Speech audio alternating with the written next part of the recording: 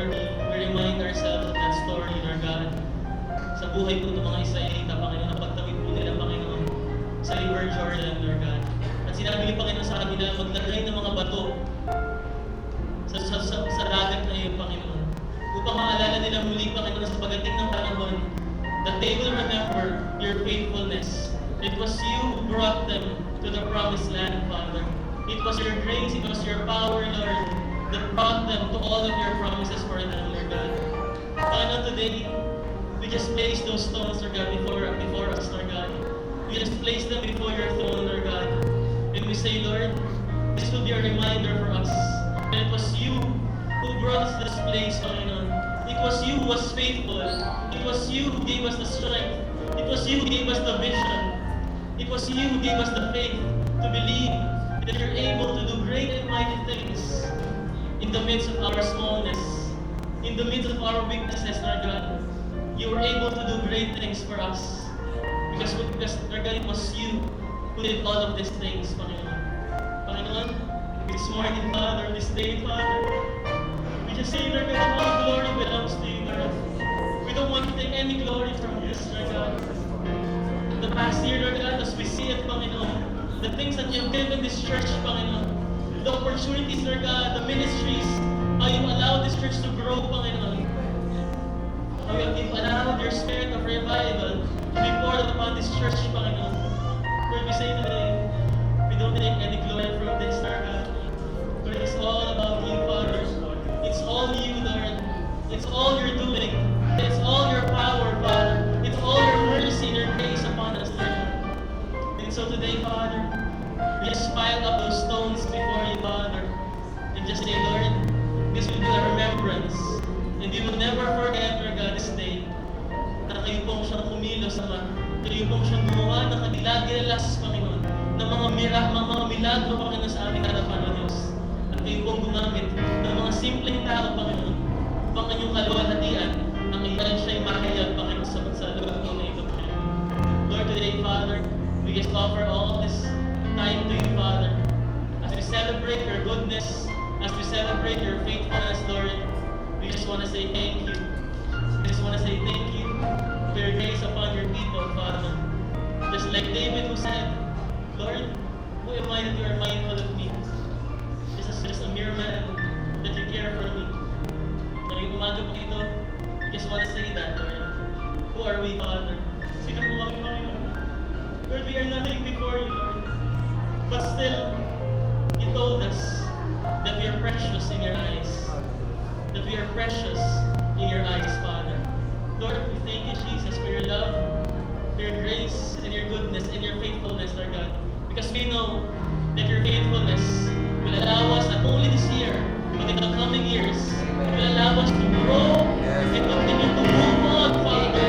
Because you are faithful, and you're the God who's the same yesterday, today, and forevermore, Father. Lord, receive all the glory, honor, praise, and adoration, Lord, that you alone deserve, Lord. In Jesus' mighty name we pray. Amen and amen.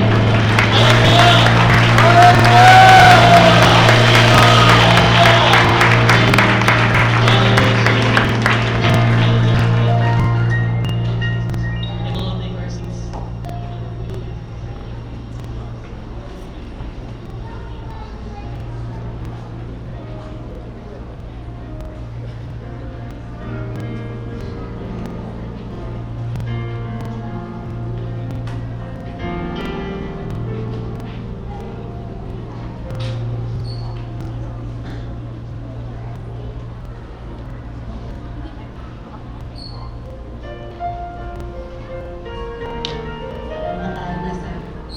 Live show. Okay.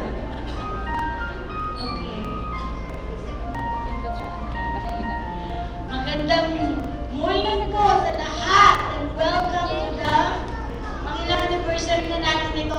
It's our second.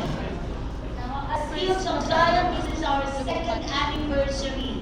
Sino po sa inyo ang nandito when we had our official launch of the name of Fields of Zion when we were still at Jehoshua? Sino po nandito? Ito yung mga historian. Ayan. Okay, so it's nice that we also have new faces, and mamaya, Pastor Rick would maybe give you a brief background of what happened before and where are we now and where we are going. Okay, so before that, let us, para matahimik nyo naman, anniversary ngayon, pwede mo bumiti. Okay, may I ask for the following to please stand up so you can receive a happy anniversary clap. Okay, from Hills of Zion, world is Eliza Gloria. Sana si Sister? Eliza Gloria, ang ganda. Okay, wala siya. Baka nasa CR. Patricia Mecas. How are you? Oh, Mami Andrew, hello po! Hallelujah, welcome! Mami po siya yung brother Andrew, nasa sister. Kaya na yan na at okay. And then, where is John Eric? Saan si John Eric? Ayun, sabi ko nakaka-sound stream ko eh. Oh, hello, welcome! Where's Roger Peterson? Bakit ang tahimik ng mga tao na sanay? Anniversary kayo! Hello, Sir Roger! Welcome to Hills of Zion. We hope to see you next Sunday again, okay? Steven! Where are you, Steven? Steven? Hello, Steven! Welcome to the Saturday Jam Stop. Okay. Where is Elira? Yan. Marami mga mag-job sa atin Saturday sa mga youth. Okay, Michelle. Where are you, Michelle? Sa si Michelle. Hello! Everything po tayo Women's Fellowship. O, pasahin na kayo kay ate siya. Yan, kasi yun. Ano yung chance na lang naman? Okay.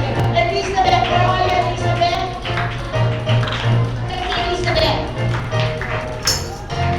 Ayun. Nakaka ko. Where is Ezekiel? Ezekiel, ang ganda ng pangalan. Nakarating tayo ng Men's Fellowship. Okay, where is Spencer? Spencer, hello Spencer. Welcome to your Sagaran. Where is Teresita? Sa Tess. Where are you? Where are you, Tess? Teresita. Money. Asan? Ayun mo, ayun mo. God bless you. Open Packers Trinity. Bakit kami? Where is Sita? De Dios. Nasa si Ate. God bless you. Ayan. Jessa, dami na natin yan. Jessa, where are you, Jessa? Welcome po. Welcome, Ma'am Jessa. Jumpstart kami Saturday. Okay? 2 o'clock. Okay, kasama ng vlogging ito. Boy, ano si Boy?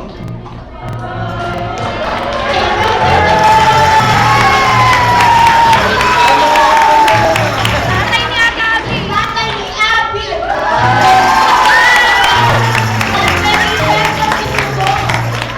Sabi nga, dami nila. Sana po, opening na namin. Kasama na kayo next Sunday. Ano po? Eh, kasama niyo pala ang mother. Tayo kayo, mami. Eh, kayo ang mama.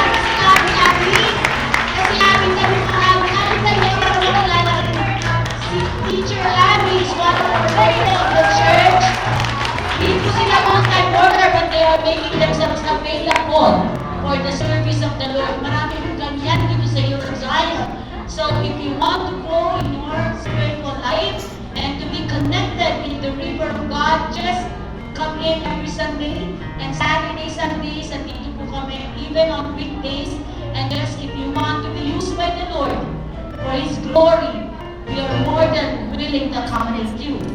Okay, and then while we are preparing for our giving, wala na masyadong expectation kasi mahaba po ang program natin dahil anniversary natin yun. Pero kung kayo po ay nakitanggap ng joy, ng peace, ng love, at nasa damakmak ng fruits of the Holy Spirit na bawal malaglag ang prutas, ibig sabihin kailangan nyo mag-thank to kay God. And one of the ways that we can thank the Lord is through our giving. Okay, bukod po doon sa giving nyo ng sarili nyo sa service ni God, pwede rin yung mag-give galing sa salaries. Okay, yung 10% para kay God. May God may we not be found by the Lord to be robbing Him. Yan po nakalagay sa Malakay. If we don't give the tenth of our tithes, kung ano rin natatanggap natin, kahit 5 tuling yan, may 10% pa ba ng 5, ibibigay natin sa Panginoon. Di po ba? Okay, so while we are preparing, pwede na ako kayo dumukot dyan, shares for our envelopes. Mag-a-announce pa po tayo. Okay, those who will join Hills Got Talent later, meron nung talent portion tayo, okay? Kasi anniversary ko. Later in the show. After the service, sa anniversary program po natin, pag-service kayo, pag-anniversary fellowship, okay? So, pinasan ka, taas kamay. Ayan, siya po si Pin, yung ating secretary. On May 25 and June 1, ito na. Ito na yung pinakahihintay talaga ng Hills of Zion na anointed worship seminar. How many of you, especially the new ones, are blessed dun sa worship natin kanina po? And how many of you wants to be part of the music ministry, the dance ministry, or just to worship the Lord in spirit and in truth? You are invited on May 25 and June 1 for our anointed music and worship seminar. It's going to be 2 Saturdays, dalawang Sabado po ito, 10 o'clock or 9 o'clock to 6 p.m. 9 o'clock kasi Pilipino time, 10 o'clock ay dadating. Diba? Pero pag sinabing 9-9, di ba? Yun. Kasi nag-grow na tayo with the Lord. Okay, Daughters of Zion. Sa ayaw sa gusto nyo, kailangan kasama kayo dito. Okay? You are mandated to come. Yun, nasa na mga yun? Nasa na mga yun? Nasa na mga yun? Yun lang, o get real, get real. Okay, mga yun, yung gustong, nakita nyo sila, Ate Ken, dito, yung nagkagaganyan. Ayan, yung may gusto sumali doon, pwede rin lalaki. Okay, you have to attend this seminar, okay? YM Fellowship will be on May 26, Sunday, after the service. And as we give to the Lord, we will also later on see a video presentation of what happened during the Vacation Bible School in Modesta.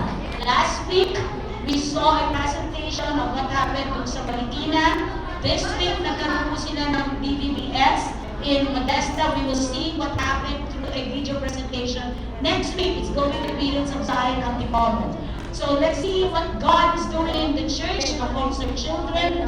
And as a whole, we encourage you not just to see the revival, but get inside, be part of the revival that is happening. Okay, let's go ahead.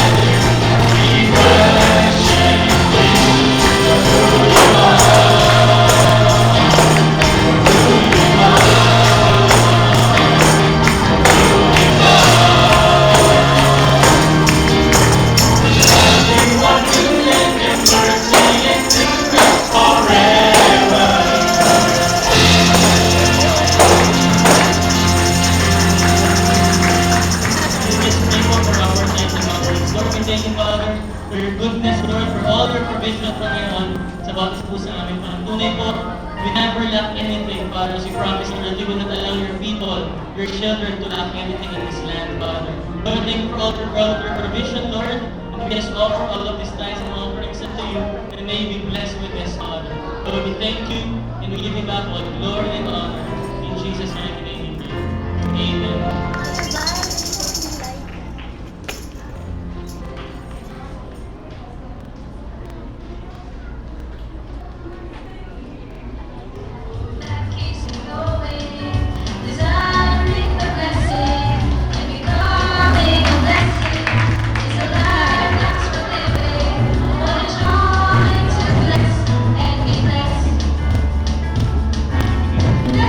To bless, and want to bless.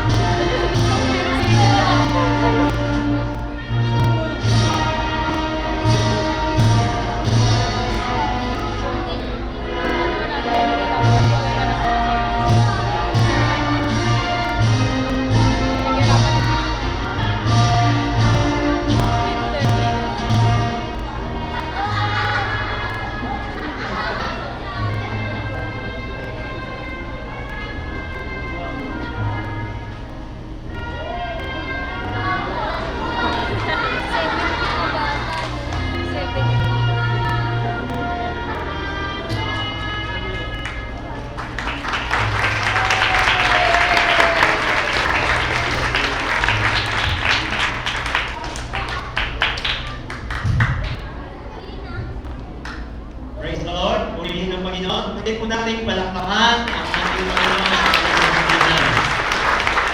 Sa bawat isa ay pwede po ba makibati ang inyong katabi ng Happy Second Anniversary.